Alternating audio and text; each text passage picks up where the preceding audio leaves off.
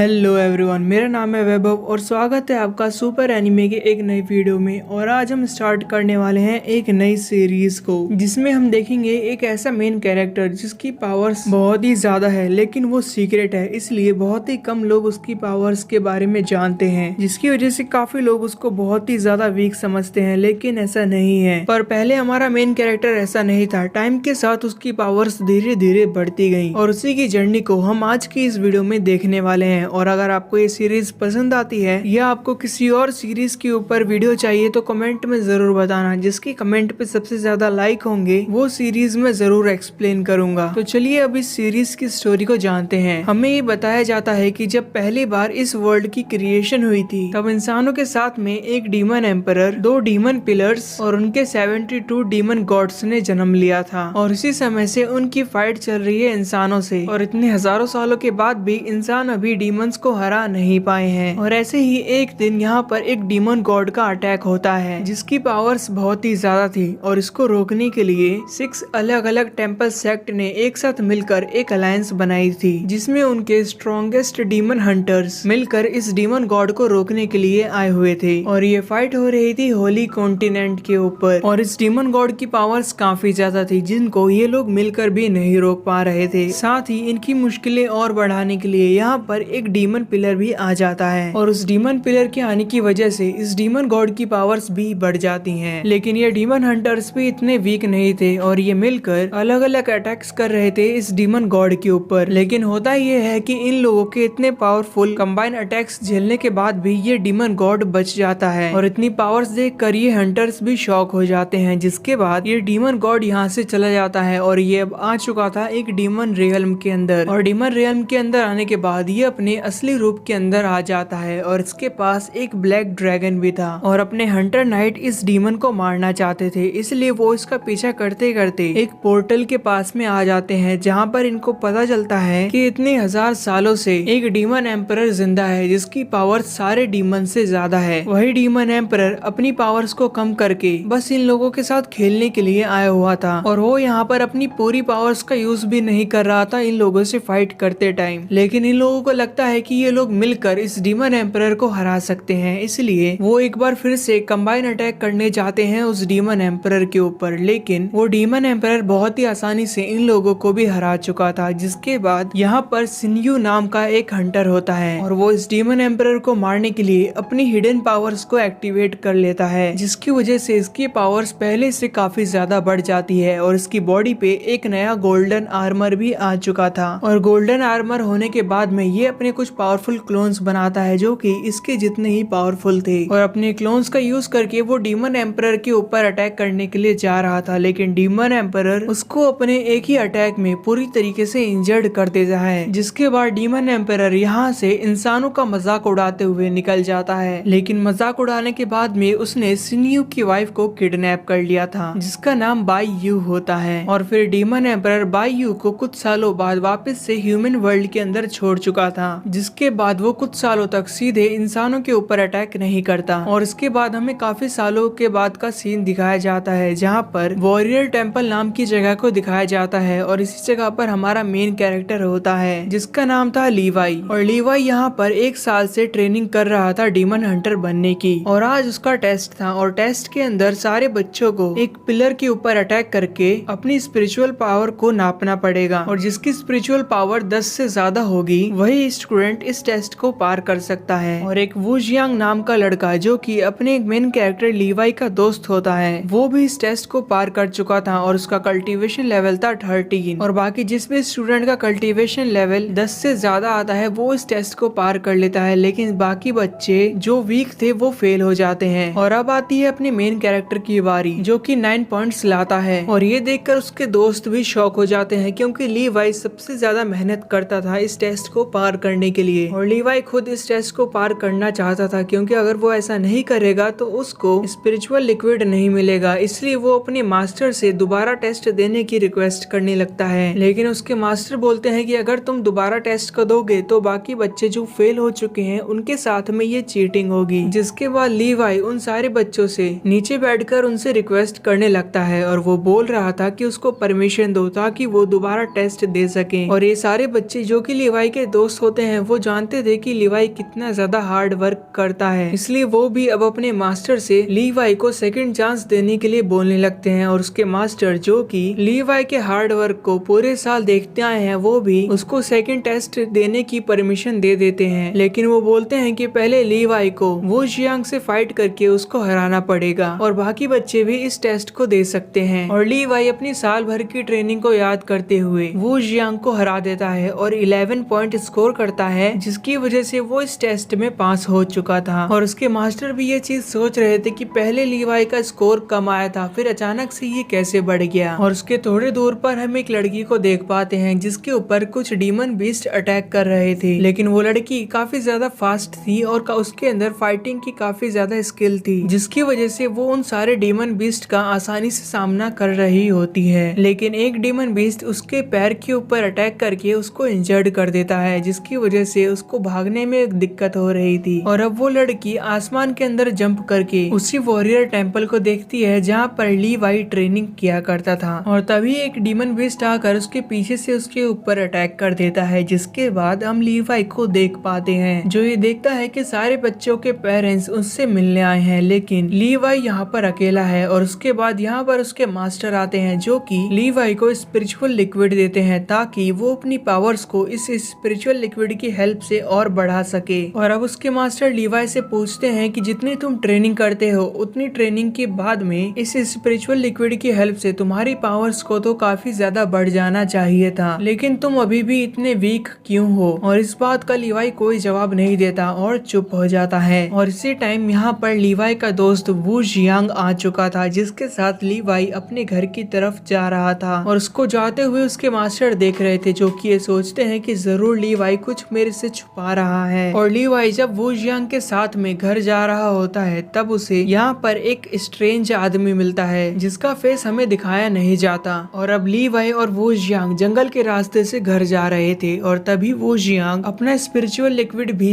लीवाई को दे देता है, क्योंकि वो जानता था कि लीवाई को जो भी स्पिरिचुअल लिक्विड मिलता है वो उसको खुद पीने की जगह अपनी माँ को पिला देता है, जिनकी कंडीशन काफी ज्यादा खराब रहती थी। और अब लीवाई वू जियांग से बोल रहा था कि स्पिरिचुअल लिक्विड की हेल्प से मेरी मदर की कंडीशन पहले से ठीक हो रही है, इसलिए मुझे और मेहनत करनी पड़ेगी। जिसके बाद वू जियांग ये सोच रहा था कि स्पिरिचुअल लिक्विड पिए बिना तुम सिर्फ ट्रेनिंग की वजह से इतने पावरफुल हो, तो अगर तुम स्पिरिचुअल लिक्विड पी लेते तो तुम्हारी पावर्स कितनी ज्यादा होती। और अब इसके बाद ये दोनों अलग अलग हो जाते हैं, क्योंकि लीवाई को जंगल के और अंदर जाना था ताकि वो अपनी माँ के लिए कुछ मेडिसिन ले सके। और जब वो मेडिसिन ले रहा होता है अपनी मदर के लिए तब उससे कुछ आवाजें सुनाई देती हैं और उसे पता नहीं था कि यहाँ पर कौन है, इसलिए वो अपनी तलवार निकालकर उस आवाज का पीछा करने लगता है, जहाँ पर उसे दिखता है कि एक लड़की इंजर्ड पड़ी हुई है। और लीवाई को वो लड़की देखने में काफी ज्यादा सुंदर लग रही थी और ये वही लड़की थी जिसका कुछ डीमन बीस्ट पीछा कर रहे थे। और जैसे ही उस लड़की को पता चलता है कि कोई उसको टच कर रहा है तभी वो लीवाई को अपना एनिमी समझ के उसको अपने वेपन से वहाँ पर रोक लेती है। और अगर यहाँ तक आपको ये स्टोरी पसंद आ रही है तो प्लीज वीडियो में लाइक जरूर करना। और अब लीवाई उस लड़की से बोलता है कि क्या तुम ठीक हो, और ये सुनकर वो लड़की अपना वेपन लीवाई के पास से हटा लेती है और यहाँ से जाने लगती है। लेकिन ये लीवाई देख पा रहा था कि उस लड़की को चलने में काफी ज्यादा दिक्कत हो रही है, जिसका रीजन था वो इंजरी जो कि उसे एक डीमन बीस्ट ने दी थी। और वो लड़की लीवाई से बोलने की कोशिश करती है, लेकिन हमें पता चलता है कि वो लड़की कुछ बोल नहीं सकती, लेकिन वो काफी ज्यादा डरी हुई थी। और ये देखकर लीवाई उससे बोल रहा था कि तुम चिंता मत करो, तुम्हारे ऊपर कोई भी मुसीबत आएगी तो मैं तुम्हें बचा लूंगा, क्योंकि मैंने आज ही एक टेस्ट पास किया है और अब मैं एक वॉरियर सर्वेंट बन चुका हूँ। और उसके ऐसा बोलते ही यहाँ पर कुछ डीमन बीस्ट आ जाते हैं जो कि पहले उस लड़की का पीछा कर रहे थे। और अब क्योंकि वो लड़की चल नहीं सकती थी इसलिए लीवाई उसको अपनी गोद में उठाकर यहाँ से भागने लगता है। और इन दोनों का पीछा कर रहे थे वो डीमन बीस्ट। लेकिन होता ये है कि एक पत्थर पर पैर लगने की वजह से लीवाई का बैलेंस बिगड़ जाता है और वो गिर चुका था नीचे।